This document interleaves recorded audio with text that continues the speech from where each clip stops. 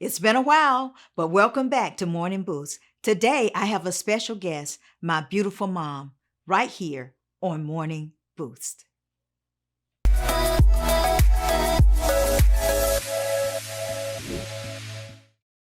Hello and welcome to Morning Boost. I'm so excited today because I have the privilege of introducing my mom to you. So today she's my special guest, and I want to say thank you, Mom, for coming on and being a part of Morning Boost today. Quite welcome. You're quite welcome. We are. I am. Go ahead. I am so glad to be here with you. I'm glad you're here too. And I'm glad you're here. Another reason I'm glad that you're here is because you have taught me so much as I was growing up. You taught me so many good things.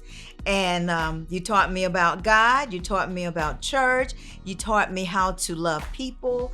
And so it's just a privilege to have you. And today we want to honor you. Okay? Thank you. Thank you. So what we're going to do is I just want to ask you a few questions. And so what we're going to do is just do like a question and answer kind of series, an interview, so people can get to know how great you are.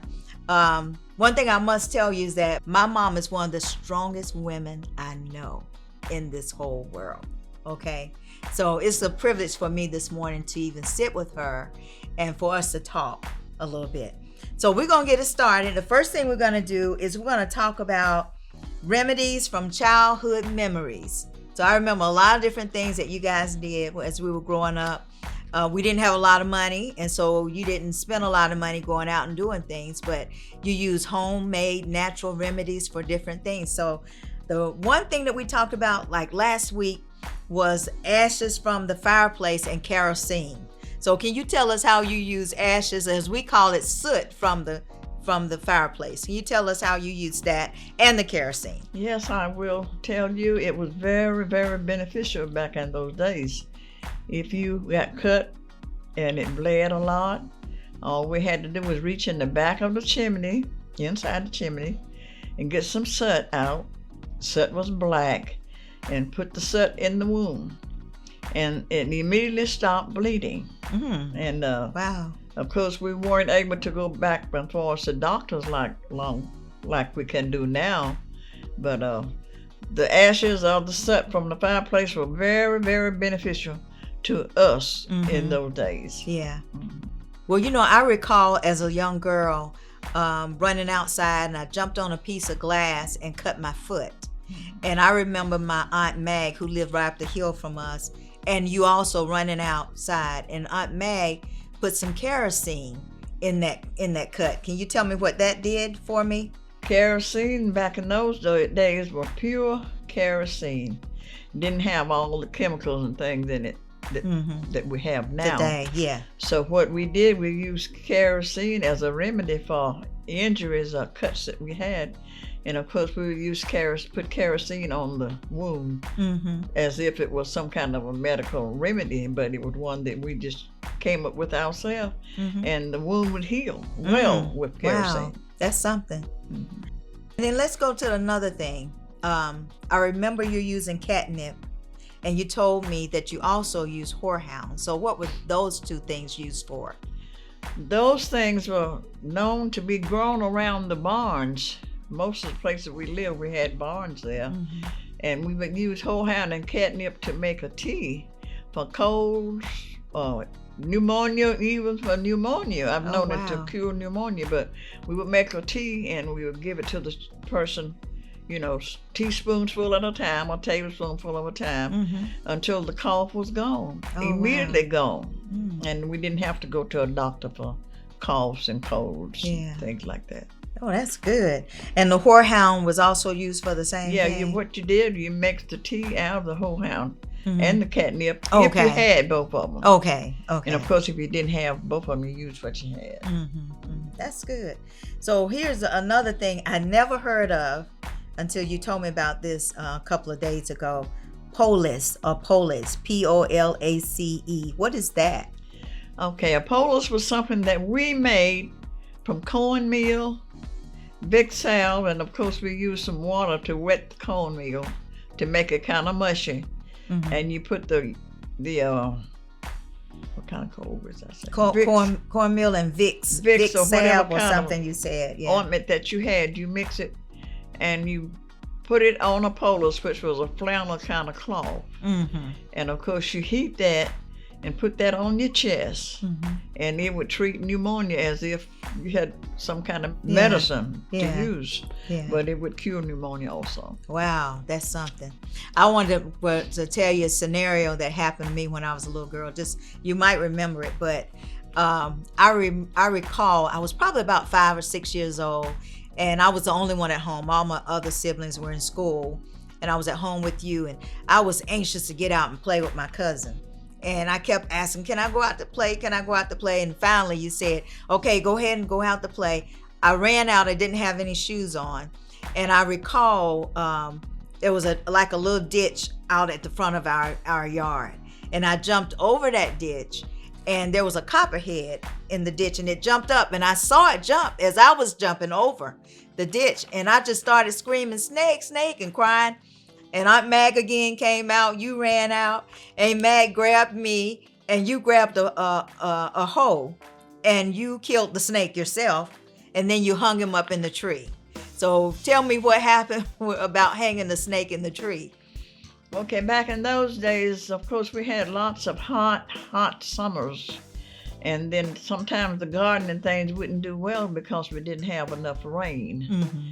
But if you would kill that snake and hang it in a tree, it would rain. I promise you, it would rain. And not no long ways off, it would rain the next day or the next day. Mm-hmm. And the water then was beneficial to the garden or whatever you had growing. Yeah.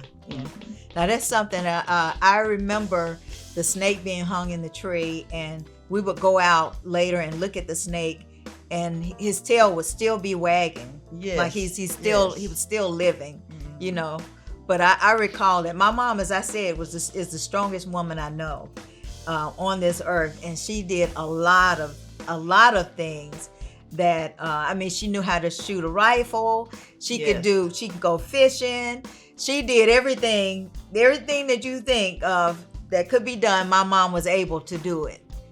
So I just wanted to bring that out. What were you going to say? I was going to say that I had my own gun. Mm-hmm. My own was a number 16 gauge gun. And I would go rabbit hunting with my husband. Mm-hmm. And if it snowed, we really went to hunt rabbits because then the rabbits couldn't hop around fast. Okay. So then we would shoot us a few rabbits, take them back home and cook them. And they were the best meat you ever had in your life. I remember having rabbit, and I remember you cooking them, cooking it and smothering it in gravy. Mm-hmm. And I only remember having rabbit one time, but it really was good. It really was good. Okay, so we're going to move right along, and we're going to go into your childhood. You were born in 1929. Yes. I remember that. And my daddy was born in 1924. Is that right? 25. Okay, he was born in 1925. So you're born in 1929, so you guys can figure out how old my mom is now. So you're coming up on your next birthday, which is going to be in August of this year. So I wanted to go back, and I want to talk a little bit about your childhood. So tell me about your childhood, where you were born and where you were raised and things like that. Well, I was born in Waxhaw, North Carolina, and they said that we stayed there about a year after I was born, and then we moved away from Waxhaw. Mm-hmm. So we moved from Waxhaw to Pineville, North Carolina. That's where we moved to. Okay. Uh-huh.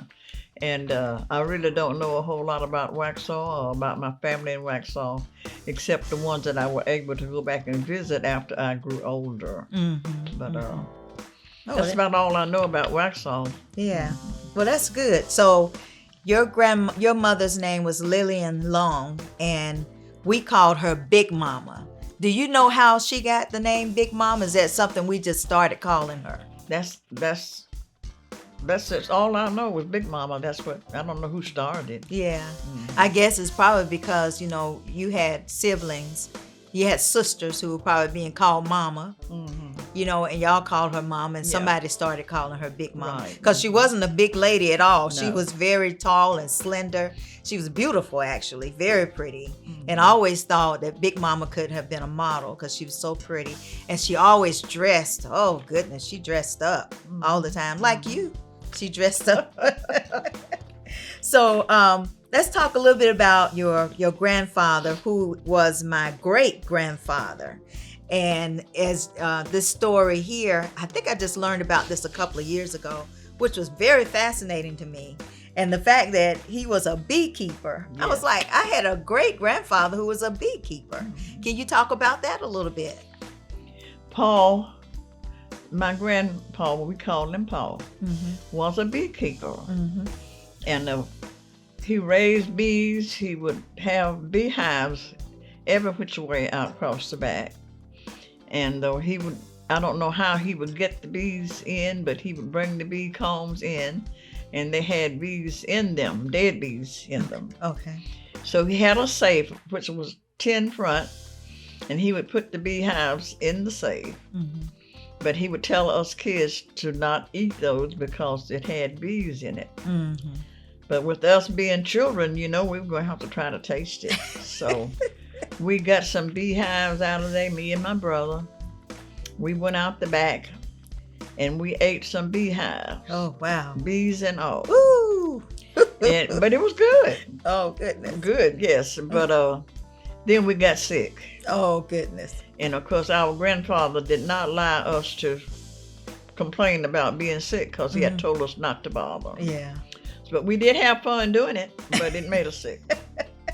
I thought that was fascinating that my great-grandfather was a beekeeper. I would have never thought that in a million years. And of course, he lived right up there above St. Mark Church, above the cemetery. Okay, That's where he was okay. living at when they had the bees. Okay, and St. Mark is in Pineville, North Carolina. That's the church that I grew up in, and the church my mom is still at right now. She's at St. Mark AME Zion Church in Pineville, North Carolina. So I want to go a little bit farther. We talked not too long ago about your love for baseball, and that you guys used to go to baseball games every Saturday. Yes. Yeah. So let's talk about the baseball games. Okay, back in those days, we didn't have many things for activities in Pineville, but we did have a baseball team. The name of the team was the Pineville Bummers, and they were really bummers. They were really good ball players, baseball. And of course, my husband played on that team. So every Saturday, we wanted to go to the baseball game, which was right in Pineville. So we had to work hard in the field that week so we could be able to take off that Saturday to go to the game. So we would go to the baseball game, we would enjoy the baseball game.